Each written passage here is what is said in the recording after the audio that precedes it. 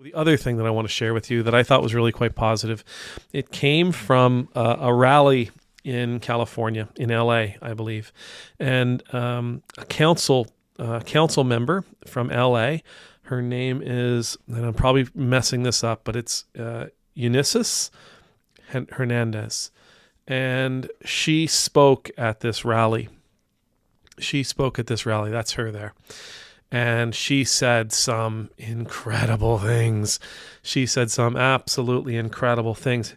Just some of the things that I caught from her speech. This administration, she said, wants you to believe that the reason you can't buy eggs is because of your immigrant neighbor.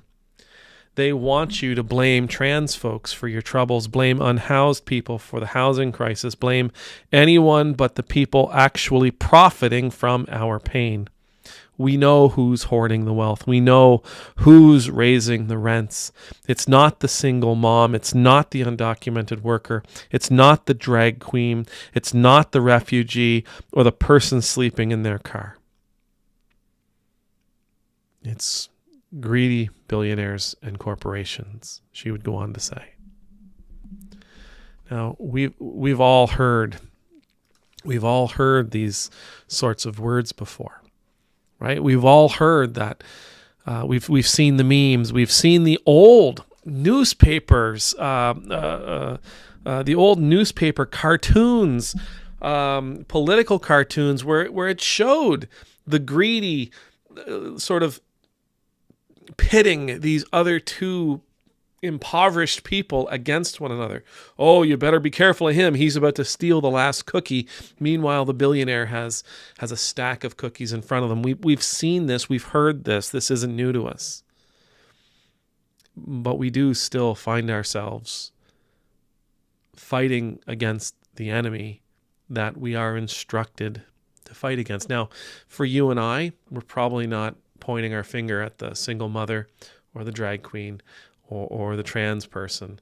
We're probably not pointing our finger at the homeless person about the housing crisis. We're probably not pointing our finger at the immigrant for making eggs and vegetables and other things that we need in our lives too expensive. But we will be pointing our fingers at others. Maybe it's because of who they support. Maybe it's because of who they vote for. Maybe it's because of who they are lining up to protect. And again, coming back to one of the rules of peaceful protest from Martin Luther King Jr. Remember, it was, do not take out your anger, do not take out your frustration. Remember not to attack those who stand in opposition to you. It's not them. It's not them. It's the people that sent them. It's the system that has tricked them. It's the system that has convinced them to act and operate against their own best interests. They're a victim in this. They just may not know it yet. Sure, they're still doing harm, they're still doing damage, but they are, just like the rest of us, they are a victim of this system. Again, this is something that all of us have heard. And she's right. Right? It's not just one of those urban legends. It's not just one of those things that we tell ourselves so that, I don't know, we can feel better, or we tell ourselves so that it makes us feel more united, or whatever the case might be. She's right, because we have been pitted against brothers and sisters. We've been pitted against those who have less than us. We've been pitted against those who perhaps have just a little bit more, and we've been told that they're the reasons we are where we are, because those who are truly profiting off of all the trouble in the world, and there are people, corporations, individuals, and groups who are absolutely profiting off of our pain and the pain of people like us and the pain of our neighbors. There are people who are profiting off of our conflict and off of our struggle. They are profiting off of our fight. Absolutely. But I want to take what she's saying a step further.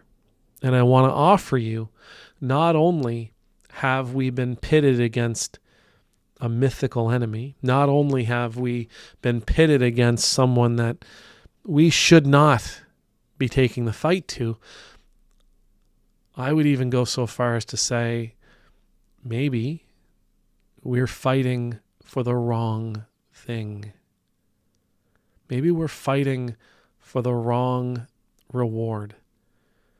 We're all fighting for this prize, and maybe it's the wrong prize for us to be struggling for us to be wrestling for. It's a lesser prize than the prize we should be working towards. Now, Viktor Frankl, the author of Man's Search for Meaning, psychotherapist from the 30s, 40s, 50s, 60s, who came up with the school of psychotherapy known as logotherapy. He would say that you need to know what your purpose is. In order to truly understand the meaning of your life, you need to know what your purpose is. And you've got to be very, very careful in choosing your purpose. And what he says is, for example, I think, he talks about being an author. That's the meaning of your life. And your purpose is to write a #1 bestseller. Well, once you achieve that, if that's your purpose, now what? Right? Or if your purpose is to earn $1 million, okay, once you've gotten your $1 million, now what?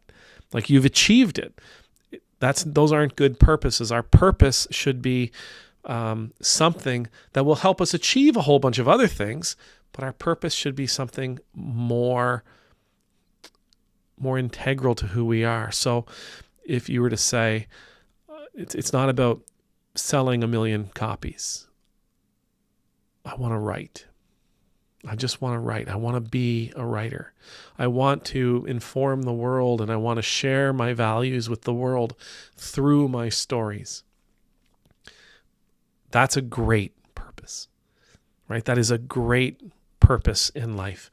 And maybe you sell 1 million copies, maybe you don't, but you can still achieve that purpose. You can still continue to work for that purpose, whether you have like Stephen King level success or Ed Travers level success. You can continue to live according to that purpose. If you were to say, I want to start a business to build tiny houses, and great, do that, because no matter if you make $1 million or if you make $10, you can still give yourself to that purpose. So this idea where we want some sort of, we want something, I don't know, when we are struggling, when we're struggling for, as Jesus would say, things of this world that moths eat, that rust destroys, things that rot and things that perish, we're fighting fighting for the wrong thing. We're working for the wrong thing. We're struggling and wrestling for the wrong thing. We've got to seek something loftier. So I'm not looking. The purpose should not be, and I know this is going to sound weird, the purpose should not be housing. The purpose should be creating a world where nobody is homeless. I know that maybe I'm splitting a hair, and it's entirely possible. I loved what she had to say. I absolutely loved what she had to say when she was trying to encourage the congregation that was in front of her, and she was at a protest, but I call it a congregation. But as she was trying to encourage that congregation to understand who it really is, that who really is the oppressor, we also, I believe, need to really focus on what the prize for this fight really is, what the reward for this struggle really is. It's not so that we can feed people. It's so that we can create a world where nobody goes hungry. It's not so that people can pay their bills. It's a world where oh my gosh, what would it be? A world where everybody has all that they need.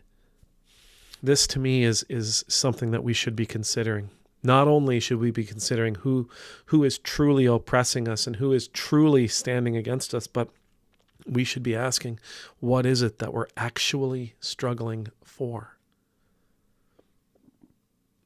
What is it that we're actually fighting for? Why are we actually protesting? It can't be for this earthly thing. It must be for a new way of experiencing the world. It can't be just for the things that rot and fade and perish and vanish. It must be for something. It must be for something greater, an ideology, a value that is greater than the values we currently hold.